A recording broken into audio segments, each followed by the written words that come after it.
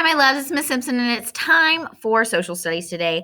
Today, we're going to be talking about the Native Americans moving into the reservation. So last week, we did start discussing about what was happening in Texas. So we started getting railroads like crazy. There were so many railroads all over Texas. It went from being like 500 miles, I want to say, to like 10,000 miles. It was a big change.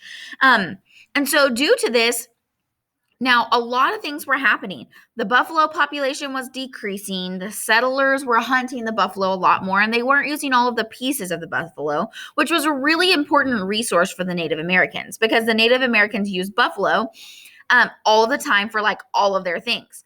Also, this was forcing the Native Americans to move, the government actually was forcing them to move on to reservations because they wanted to develop the land and put railroads on that they lived on. And they said, well, we've set aside this land in Oklahoma for you, so we want you to move to Oklahoma and live on these reservations, which a reservation is land set aside by the government for a specific population. So in this case, it was Native Americans. Now, they weren't too happy about that.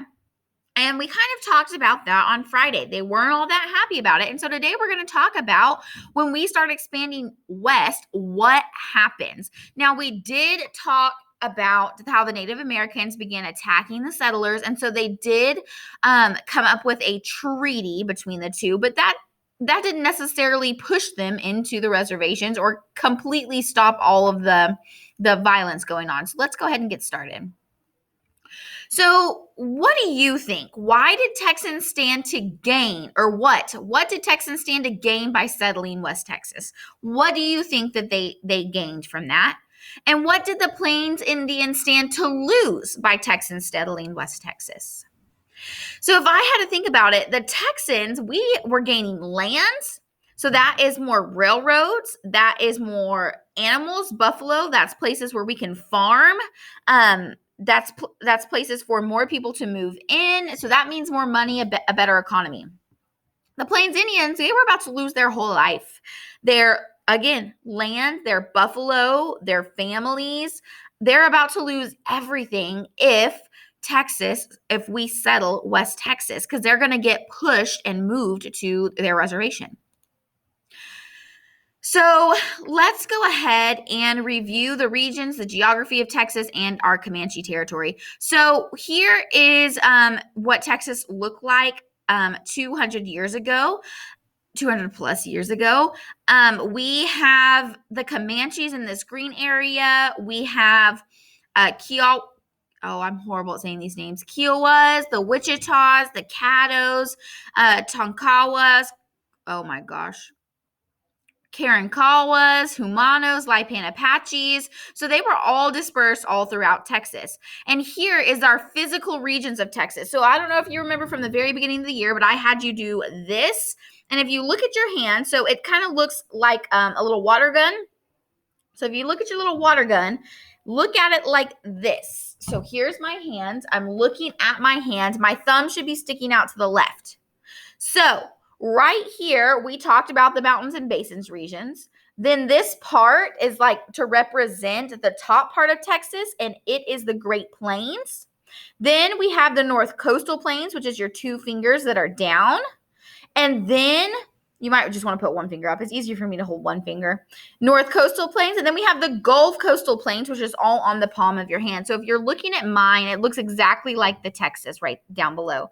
So this would be our mountains and basins region. This is our Great Plains. This right here is our North Coastal Plains. And this right here is our Gulf Coastal Plains. All right. So let's look at this Native Americans portrayal in this picture. So if you notice, there is this big, what looks like to me an angel. It looks like the Texans are coming in to settle, and they're all being pushed. You can see back here, there are the railroads, the trains, and they all look like they're moving west.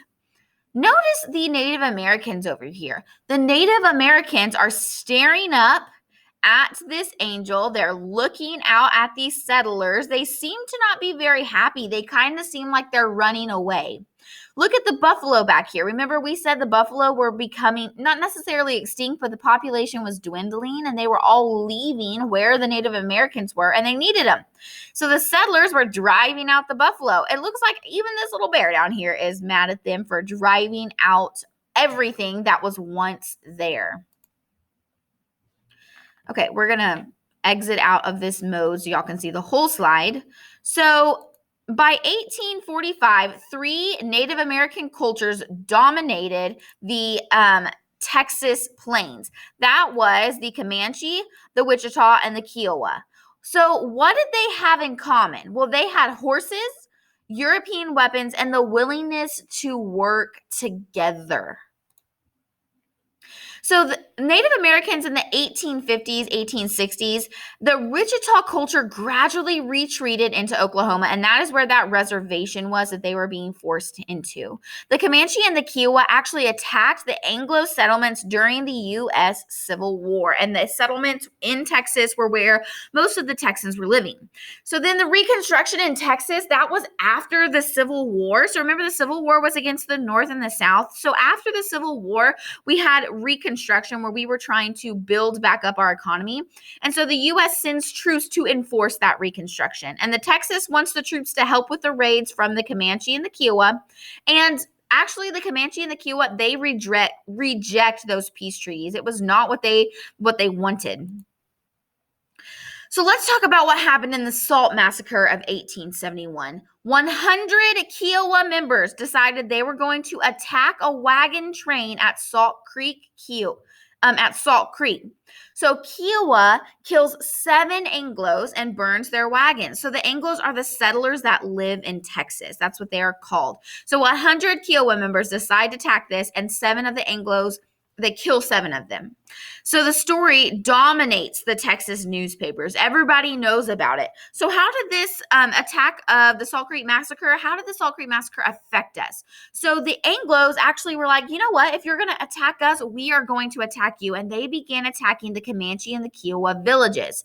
They were trying to force the Plains Indians onto reservations in Oklahoma. And this starts the frontier, not starts, but it leads to the frontier wars. This was like the first major, they were obviously already attacking, but this was one of the first major attacks that we remember, the Salt Creek Massacre. So let's talk about the Plains Indians versus the U.S. Army. So we are attacking the Plains Indians, and the Plains Indians are attacking us. So the Plains Indians were actually skilled at fighting on horseback. They did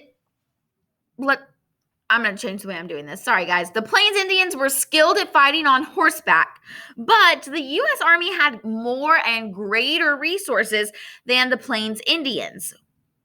The Plains Indians, most of the time, they were doing surprise raids. They did not have a lot of people or manpower behind their raids, so they tried to get them when nobody was paying attention by surprising them. And the U.S. Army actually had more men to actually fight, so they didn't really focus on surprise. The Plains Indians, they had firearms, but the U.S. Army had like a repeating rifle, which is a superior weapon to the firearm that the Plains Indians had. The Plains Indians knew the land very well. They knew where to go, they knew where to hide, they knew where everything was, but the U.S. Army actually almost made the buffalo go extinct by them pushing it out. And we saw that in the depiction. Where's that picture? Oh, right here, sorry. We saw that right here in this picture. This is called The American Progress by John Gast, where they were forcing out the buffalo right here. And that was a depiction from the Indians. So this right here, we talked about how they almost made the buffalo go extinct. And although this is, yes, it is a sad picture, this is settlers, and this is all the buffalo that they have in this picture. All that mound of stuff And this right here is all of those buffalo. They're just killing them and taking their fur and not using the whole part of the animal, and they're excessively killing them. So that's going to make them go extinct. What happens when an animal goes extinct is it never, extinct means that it dies out. It never, ever, ever comes back. So that is what is kind of happening here with these settlers. And then the Native Americans were not happy about that. So let's talk about Cornell Parker. This was the last great Comanche chief. Mother was an Anglo who was actually kidnapped as a child. In 1860, his father, Chief Petitacona, is killed by the was actually killed by the Texas Rangers.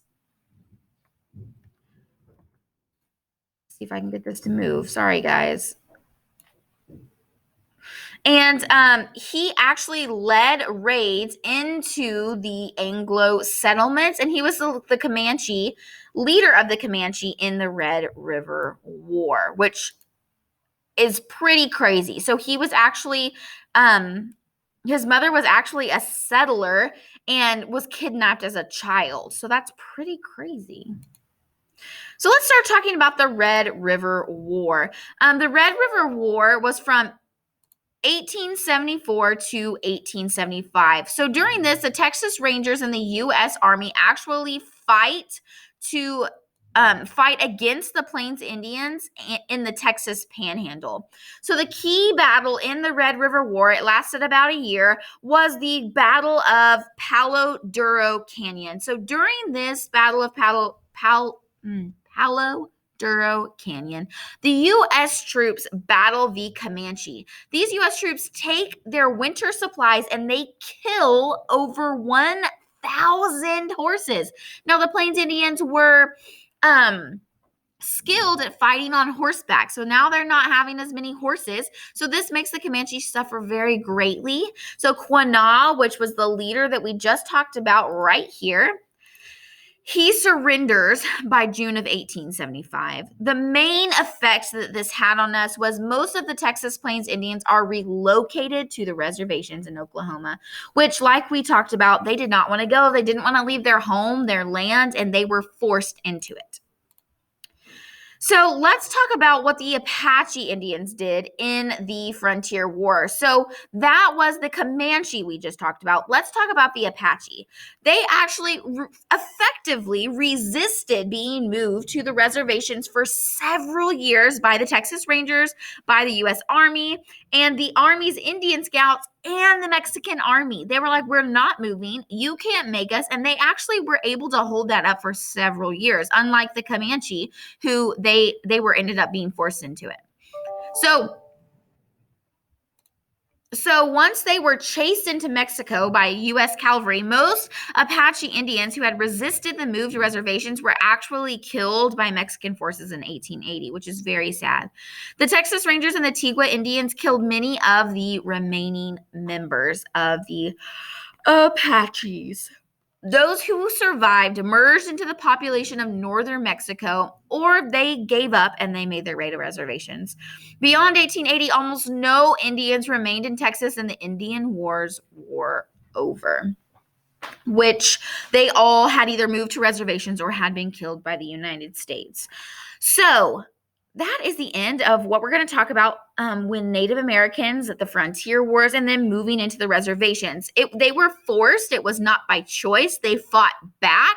They didn't want to move, but in the end, they either had a choice. They were either killed or they moved to the reservations. And that happened. Some of them were killed like the Apaches, and some of them like the Comanches ended up just giving up and were being forced into it.